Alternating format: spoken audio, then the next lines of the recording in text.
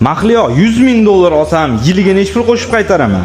7900 qo'shib qaytarasiz. 7900 dollar qo'shib qaytaraman. O'rtoqlar 100 ming dollar olsangiz, 1 yilga 7900 dollar qo'shib qaytarasiz, 2 yilga 15800 dollar qo'shib qaytarasiz, 3 yilga 23700 qo'shib qaytarasiz, 4 yilga 31600, 5 yilga 39500 o'rtoqlar. Xo'p, 30600 698 dollardan to'laysiz, 40 mingga 930 dollardan, 50 mingga 1163 dollardan, 60 mingga 1396 dollardan, 70 mingga 1628 dollardan, 80 mingga 1861, 90 mingga 2094, 100 mingga 2326. Xo'p, Mahliyo, bu pullarni olish uchun garovga nima qo'yiladi? Ishligi necha kunda xalq berasiz?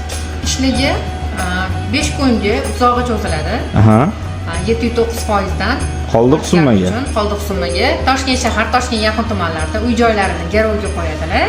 Bemalol masala bo'ladi. Eng kam 30 ming dollardan boshqa. Uy joyligini qo'yib berishadi, bemalol ishligini xalq berasiz, to'g'rimi?